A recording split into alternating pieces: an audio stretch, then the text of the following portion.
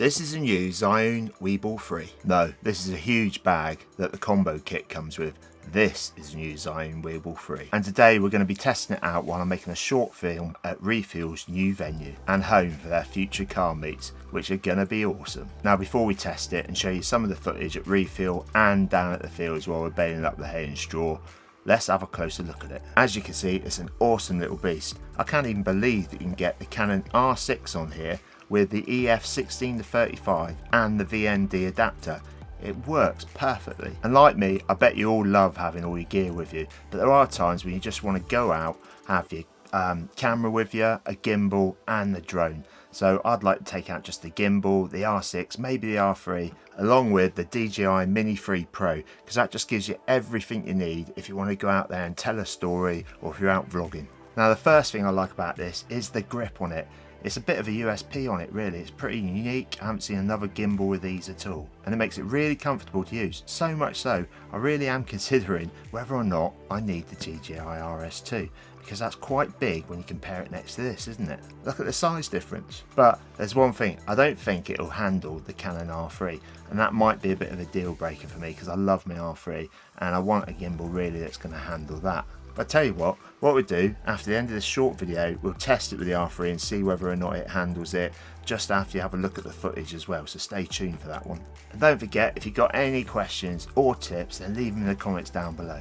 But before we go any further, here's today's little joke. What did the really shy Pebble wish for? She just wished that she'd be a little bolder.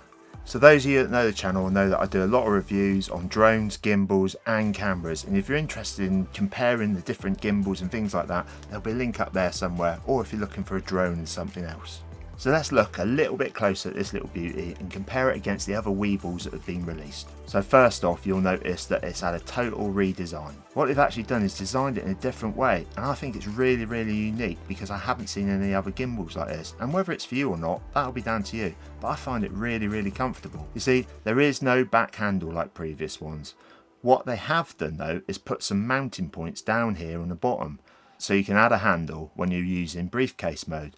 But you don't even need to use a handle, to be honest with you, because this little extra wrist support here makes it so comfortable whether you're using it in the upright position or down in the briefcase mode. And now I've been using it for a couple of weeks, I can't believe how comfortable it is. In fact, I've really grown to like using this one, and like I said, it makes it so easy to use and so comfortable. But look at this, even though it comes with a tripod on the base of here, you don't even need to use it because you can set it down quickly and make some little alterations. I just wouldn't trust it fully, yeah, if you want to make some big alterations or leaving it there to rest with a big heavy setup like this. But it is great for doing little quick changes, isn't it, or adding little bits on, or maybe altering the balance or the lens even.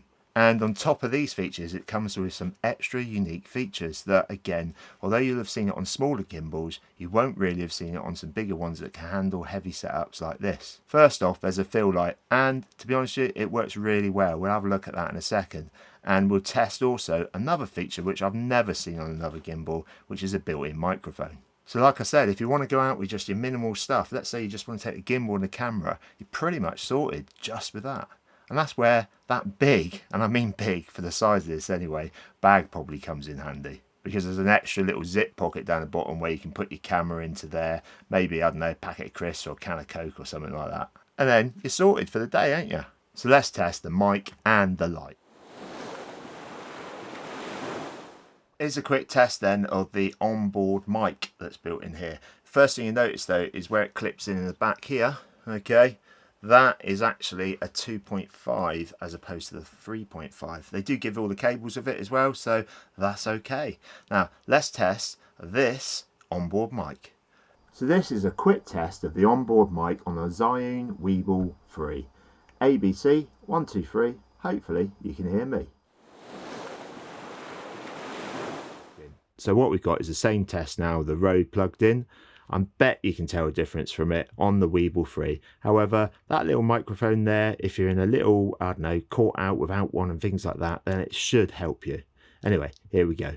ABC, 1 2 3. Hopefully you can hear me. So what we're going to do now is test that little fill light. But before we do, I noticed these are in there. They're little magnetic gel filters which you can actually put on the front of the light, and I'll show you what they look like at the end of the video. But nice little add-on, isn't it? First off, seeing as it's on the left hand side here, let's just turn it on and see if it covers up that slight shadow that I've got, because I've got my main key light on over there. Right, you press and hold the wheel and hopefully, yeah, there it goes. What difference have you noticed? Right, let's switch off the main key light now, and also the one behind me over there. Right, so pretty dark now, isn't it? Switch this one off a minute so you can see the difference. Right, so that's everything switched off. We've got that one on up there just so you can see a little bit of movement. Don't know if you can see that or not. Right, let's switch it on at the lowest brightness on here. Okay, that's not too bad. See what it's got on the meter. It's about 2 stops underexposed on there, so let's crank that up. Now, according to that, ISO 800 on f4 with the shutter speed set at 150, because we've got 24 frames, or 25 even frames per second over here in the UK. That's it. It's pretty well exposed, a little bit harsh. You can see the shadows and things like that, I think, but you know, it's not bad, is it? Let's turn it all the way up, see what it looks like. Well, that's too bright for my eyes, to be honest with you, but there you go. What do you think?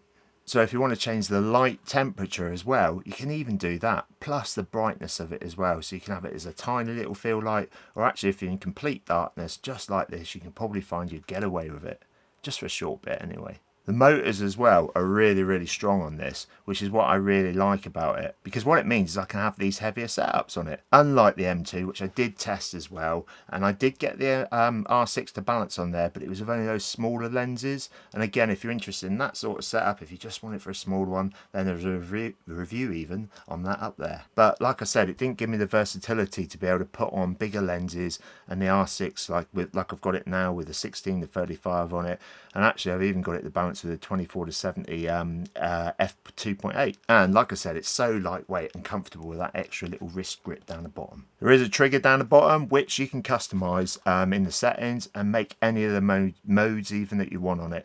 Plus it has a double click on there which you can customize, but I use it to center it just like this, and it has a triple click on it which I use it for the vortex, you know, the barrel roll mode, but you can set it to whatever you want. There's also a wheel on the front here, like you can see. You can use that if you've got the focus motors on there, but you know, I've bought them in the past, and to be honest with you, it's been a waste of money for me because I've never really used them. So what you can do is you can set it for pitch or roll or whatever you want to do with the wheel. Now, like the Weebill 2, there's a pros and cons with the joystick, because what you can see here is that it's set it off so it's lovely and comfortable to the left. And that means if you're right-handed, it's really, really nice and comfortable to use. Better than having it in the centre like you do on the other gimbals that are out there. But what if you're left-handed? You've also got the record button on there, the mode button so you can switch between the different modes. And on the other side, you'll see there's the menu button and the wheels to scroll through the settings and set everything you want to do and go to auto settings and things like that. But the wheel also has another use. As I said earlier on, the light settings you can change. And what you do with the wheel is you press and hold it to switch on the light, and then you scroll through it for the brightness, just like this. Now, one thing I think the new DJI RSs have, you know, the RS2 and the RS2 Pro, I love that auto locking mechanism, because there's a number of times where you've got to go through and flick on 2 or 3 different switches to lock it off. However, that said, they haven't copied it. They've probably got some sort of copyright on it, DJI, or I expect Weebill will come out with it next time, won't they?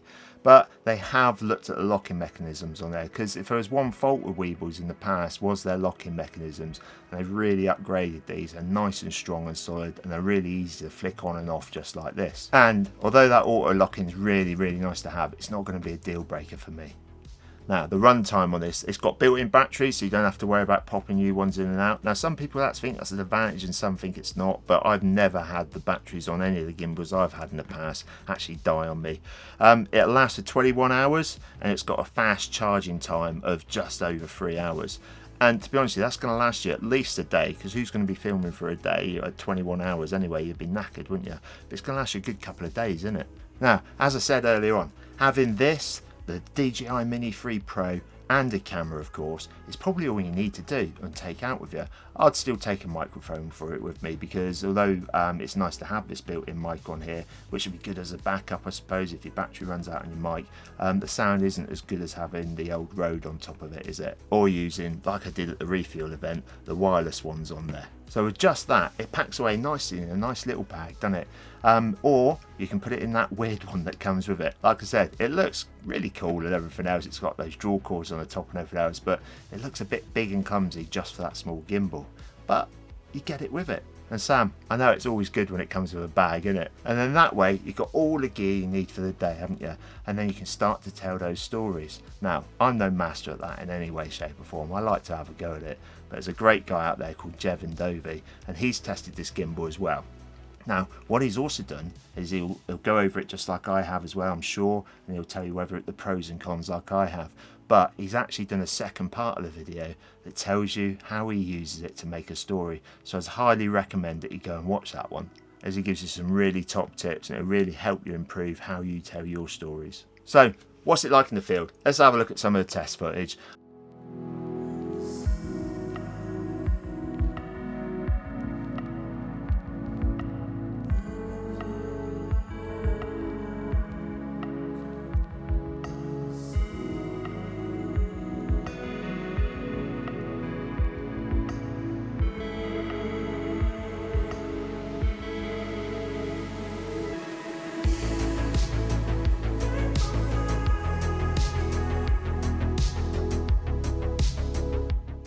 So there you go, what do you think? Let me know in the comments down below. All in all, I think it's a cracking bit of kit, 100% worth it. You won't be disappointed in any way, shape or form. But let's try that R3 on it quickly. Now, I didn't hold up much hope for that, to be honest, yeah. I just wanted to give it a go for a laugh, see whether or not it'd work. But to be honest, yeah, not many people have got the R3 because I know you can't buy it at the moment, or you can't get your hands on it anyway. So it's not again going to be a deal breaker. And to be honest, yeah, I probably think I'm going to use the R6 more for this type of thing anyway, because it's heavy with the R3 on there. But you know, at the end of the day, if you need that sort of setup, or you've got bigger cameras again, then you're going to need to go for things like the RS2 Pros and things like that. But if you're interested in the Zhiyun Weebill 3, then there'll be a link down below. So if you found this one useful, everyone, give us the old thumbs up. It really does help the channel out. And don't forget, any questions whatsoever, I'll do my best to answer them, or I'll go back to Zhiyun and get some answers for you as well. And I'm going to be doing some more stuff on this channel, this little beauty, because I have decided to keep it, because it's been so useful over the last couple of weeks. And like I said, so comfortable and easy to use. So make sure you hit that old subscribe so you don't miss out. Stay safe out there, everyone. Keep smiling. Have fun making stuff. Cheers for now.